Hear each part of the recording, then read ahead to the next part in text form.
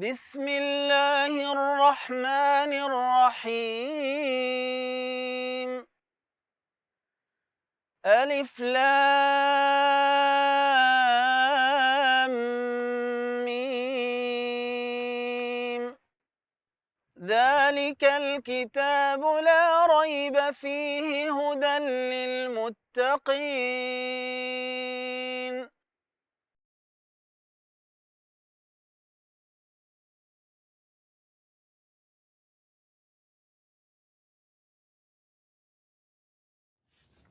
Assalamu alaikum, everyone. This is the second gathering for our talk on Zakat, and I think if those of you who were with me last time know that I'm using the Imam al-Ghazali's version. And what's so important about that is that we have the benefit of how he presents Zakat, the order in which he presents it, the importance he gives, and to different aspects, and also we will be able to read the passages of Quran and the passages of Hadith that he chose. So this is a wonderful occasion for us all. And I have here with me Juan, who just became a Muslim 2 months ago. So I'm really preparing him for his Zakat and his first Ramadan, which is very exciting.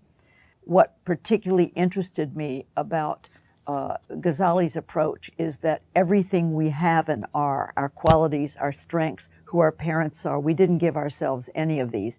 All of this is on loan to us. Everything is simply a trust given to us.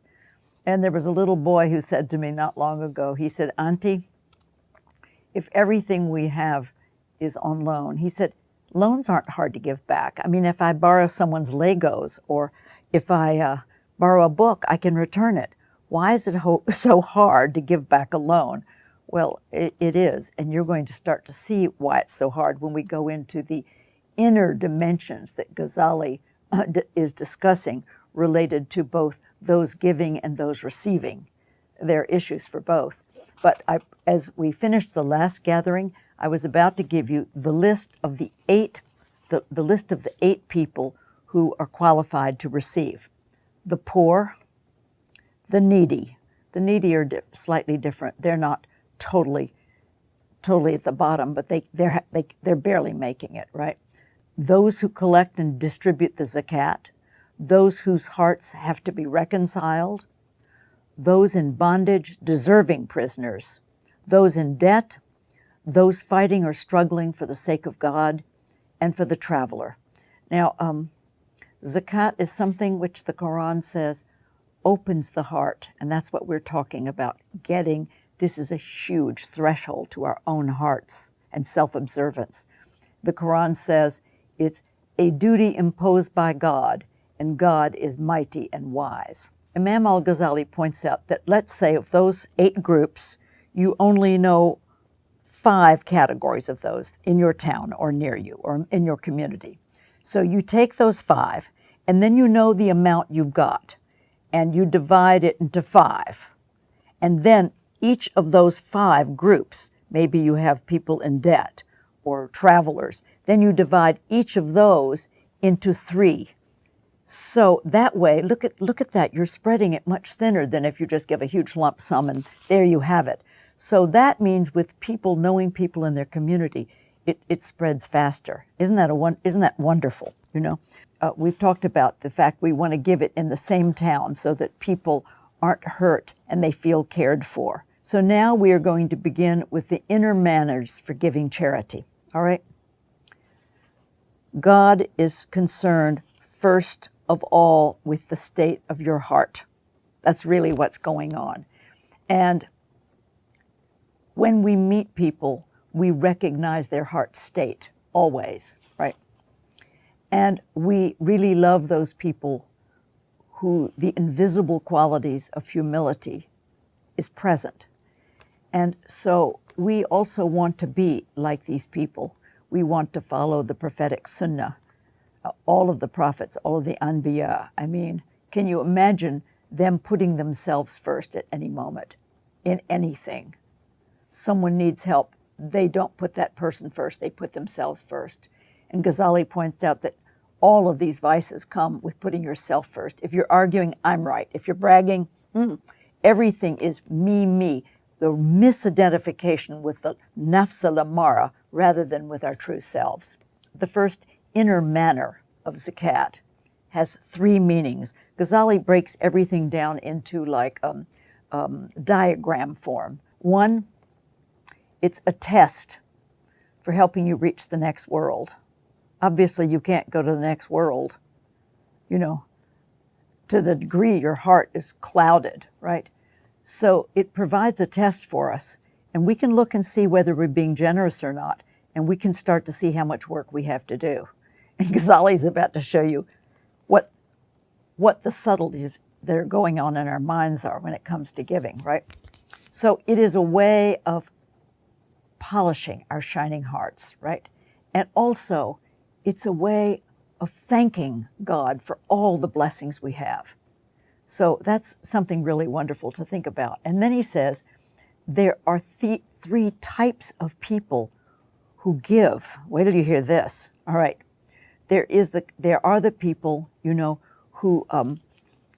who give everything.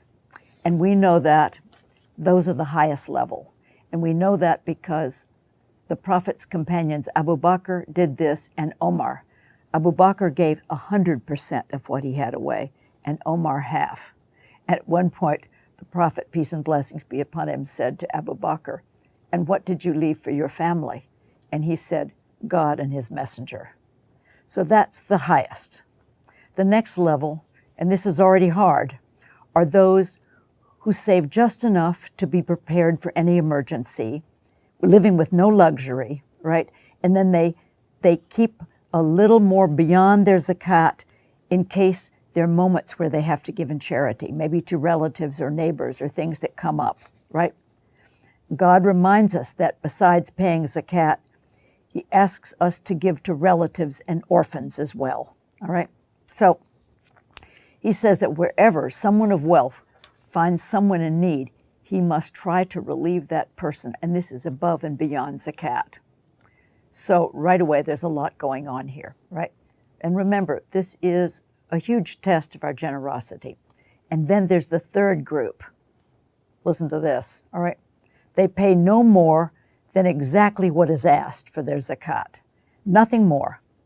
Sadly, most people are like this because they are stingy and not generous. They love having things and money more than they love the next world and heaven. And he says, sadly, this is the group most of us are in. So this is something to think about, isn't it? All right? The next purpose, right, as a purpose, is to purify ourselves, our souls from greed. This is what causes us to lose immensely, obeying those feelings of greed we have inside of us. I can think of how many times I've wanted more, right? Then also obeying our desires, things we want to rush after, more and more stuff, right? That, and also pride in being conceited. Now, I'm shy to say, but this goes on in my life a lot. I mean, it's terrible. So Ghazali makes a great suggestion to help with this. He always has good suggestions, like if you have problems concentrating your prayer, pray on a beige prayer mat so you won't look at the patterns and go right up against a wall. But in this case, he said, you need to set up a habit and force yourself to give every day, just continuously. Your heart will be polished away to the degree you give and share. Wow. So this is becoming key for the polishing of the heart and the transformation. And he said it's not just that, the polishing the heart. You will also have a joy when you're giving and sharing. And this is something we've all experienced too. Every so often, you do the right thing and it feels great because you're being who you really are. You're being the true self, as it were. The third purpose in paying zakat is to show gratitude for all of our blessings. And he said it's same for our physical bodies. What is their zakat? The zakat of the body is that by praying and fasting. So the bodies have to do that as well. I think that's utterly fascinating, right? Very, very interesting. And that way they show thanks for all the blessings that they have received. So we also have to be grateful we don't have to beg. Let's just be honest with that. We have to find a way to get greed removed from our hearts. It's that dangerous. Even there's a hadith that said what it can do with your good deeds, greed, is like throwing them like brushwood into a fire. That's how difficult it is. Now we've finished, everybody, the first spiritual inner meaning. Now we're going to the second inner meaning, all right? And that is, and there are 8, all right, is the reason we hurry to pay our zakat is not just to relieve the poor, but it's also to show our joy in obeying God. How many of us see people just joyfully obeying a God? I honestly do see people like that. Some of the wonderful Muslims I know really are like that. But that's something we have to be very clear about. Mm-hmm. And also avoiding the delay of giving to the poor. Mm-hmm. And then the next thing is, this is scary, everybody, not to impress. We don't want to give with the idea of impressing others and being seen by others, you know, in which case our good deeds are worth nothing. Mm-hmm. Ghazali points out, what you do should be done in secret. The Prophet said, peace and blessings be upon him, God does not accept the good deeds from somebody who reminds others of the favors he has done for them. That's something. It's better if the person you help doesn't even know. And you know, that used to happen to us in Cairo. We were travelers and people would bring us gifts and food and they would come to say hello, and when they left we would discover it behind a chair because they didn't want our thanks. They wanted that thanks from God, you know. The Prophet, peace and blessings be upon him, said, here's a hadith chosen by Ghazali, when a servant does some good deed in secret, God records it as a good done in secret. Then, if he shows it, it is moved from what is in secret to what is public. But then if he talks about it, it is moved from what is secret and what is public to what is done out of the desire to be seen, you know. And that's very hard because all of us, you know, I don't know, we have such an inferiority complex in terms of our spiritual essence that we somehow feel people won't like us if we don't point out all the good things we've done. What use is it to struggle against greediness while wanting to be seen by others? Now, the fourth inward meaning and duty. Mm-hmm. The Quran states, and they spend out of what we have provided them, secretly and in public. So here God is praising both, not just what you've done in secret, but what you've also done in public. Now, you can understand what that might be. Let's just say, here is a man giving money so a mosque can be built. Here is a man who's come to a fundraiser for something, and he writes a large check. This is, if the intention is to encourage others, this is good. But the problem is, everything goes back to intention. Remember even how we talked about how you will open your zakat by intending to give zakat. That's a very actual important thing, that you can give and be seen, but what you don't want to do is do it in any way so that you're taking credit and not really doing it to encourage others.